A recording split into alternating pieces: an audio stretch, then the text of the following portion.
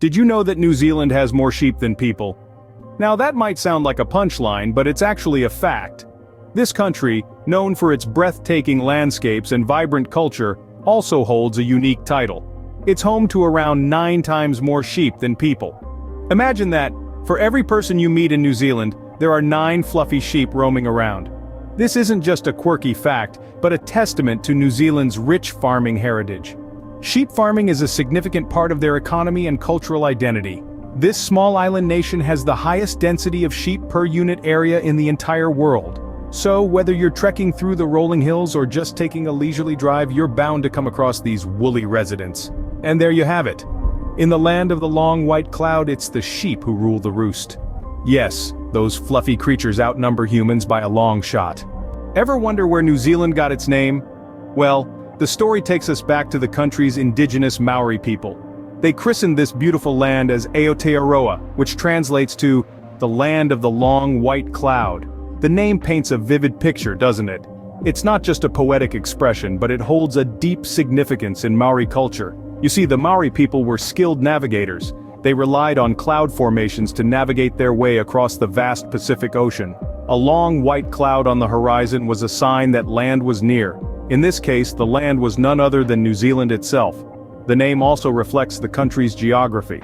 New Zealand is a long, narrow country that's often draped in spectacular cloud formations. The clouds shape the landscape and influence the climate, making New Zealand a unique place to live and visit. So New Zealand is literally a cloud watcher's paradise. New Zealand may be small, but it's a country of firsts. Notably, this tiny titan was the first in the world to grant women the right to vote, all the way back in 1893. This was a bold move that shattered the glass ceiling and paved the way for gender equality. It was a monumental stride in the global suffrage movement, a beacon of hope for women worldwide. But New Zealand didn't stop there. They continued to break barriers and challenge norms. In fact, they were also the first country to appoint an openly transgender person to a ministerial post. This was an important milestone in the fight for LGBTQ+ rights, showing the world that identity should never be a barrier to leadership. In these ways, New Zealand has proved time and again that size doesn't determine strength or significance. Small but mighty, New Zealand leads the way in equality. Ever heard of a bird that can't fly? Well, let me introduce you to the Kiwi, New Zealand's national bird. Unlike most birds that rule the sky, the Kiwi is a flightless bird, preferring to keep its feet firmly on the ground. But don't let that fool you. These birds are far from ordinary. The Kiwi bird sports a long beak with nostrils at the end, a feature unique among birds. And guess what? They're nocturnal too, choosing to come out under the shroud of night, exploring their surroundings with their keen sense of smell. What's more, the Kiwi holds a special place in the hearts of New Zealanders.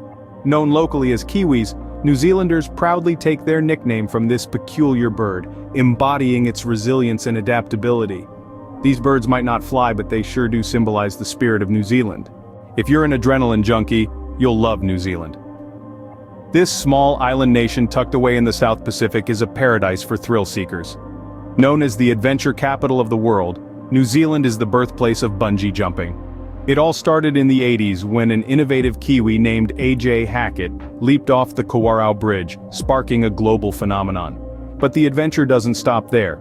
Jet boating is another heart-pounding activity that originated in New Zealand. Designed to navigate the shallow, fast-moving rivers, these boats offer a thrilling ride that's sure to get your pulse racing. And then, there's zorbing, a uniquely Kiwi invention that involves rolling down a hill in a giant inflatable ball. It may sound bizarre, but it's an exhilarating experience that's not to be missed. So whether you're leaping off bridges, speeding down rivers, or rolling down hills, in New Zealand, adventure is just around the corner. Ever wish to step into Middle-earth? Well, in New Zealand you can. This stunning landscape served as the cinematic canvas for the iconic Lord of the Rings and Hobbit trilogies. Its rolling green hills and towering mountains became the backdrop for epic battles and adventures of hobbits, elves, and wizards. In the heart of North Island, the tranquil countryside of Matamata was transformed into the Shire, the heartland of the hobbits. The set still stands to this day and is open for public tours, offering a chance to step into a fantasy world made real. Further south, Wellington's rugged terrain served as the ominous Mordor, the stronghold of the Dark Lord Sauron. The dramatic natural features of the region made it the perfect setting for the trilogy's most perilous scenes. From the peaceful Shire to the perilous Mordor, New Zealand's diverse landscapes brought the world of Middle-earth to life. New Zealand, where fantasy comes to life. You've heard of the Northern Lights, but what about the Southern Lights? Just like its northern counterpart, the Southern Lights, or Aurora Australis, is a breathtaking spectacle of nature that dances across the sky. But what causes this magical light show? It all begins with the sun. Solar particles are blown into space, creating what's known as solar wind. When this wind reaches Earth, it interacts with our planet's magnetic field, causing these particles to glow. And voila, we have an aurora. While the northern lights get most of the limelight, the southern lights are equally enchanting. Certain parts of New Zealand, particularly the southernmost regions, offer the perfect canvas for this celestial ballet with its dark, clear skies. So, if you ever find yourself in the land of the long white cloud, don't forget to look up. You might just catch a glimpse of the sky's most mesmerizing performance. In New Zealand, the sky puts on a show of its own. Have you witnessed the power of the Haka? Let's take a moment to delve into the captivating world of the Maori Haka, a traditional war dance that resonates deeply within the culture of New Zealand. Originating from the Maori people, the Haka is a riveting performance that combines powerful movements with vigorous vocal expressions. It's a dance that tells a story, a narrative of struggle, of resistance, of triumph. Each stomp, each cry, each contorted face is a symbol, a message conveyed through the language of the body. This spectacle isn't limited to the battlefield. You'd be amazed to witness it at many events, including rugby matches, where it's performed with an intensity that sends shivers down the spine. The All Blacks, New Zealand's national rugby team, have made the Haka a pre-game ritual, a declaration of their readiness to face any challenge head-on. The Haka is more than a dance, it's a powerful display of unity and strength. Ready for a steep climb? In Dunedin, you'll find a real-life roller coaster ride, minus the rails. A street so steep it holds a world record. Welcome to Baldwin Street, the world's steepest residential street. This isn't just a quirky New Zealand attraction, it's a geographical marvel. The street's maximum slope reaches an astounding 1 in 2.86, meaning for every 2.86 meters traveled horizontally, the elevation changes by 1 meter. Baldwin Street wasn't designed to be a record breaker. It's a result of British city planners who were unfamiliar with the hilly terrain of New Zealand. But this steep slope has become a part of Dunedin's identity, hosting annual events like the Jaffa Race, where thousands of spherical candies are released at the top of the street to roll down. So if you're up for a challenge, strap on your walking shoes. A walk down Baldwin Street is not for the faint-hearted.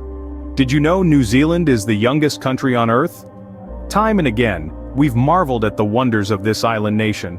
But here's another fact that may leave you astonished.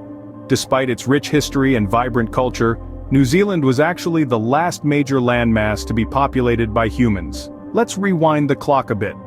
It was not until around the year 1000 that Polynesian voyagers first set foot on this land, making it the final frontier in human settlement.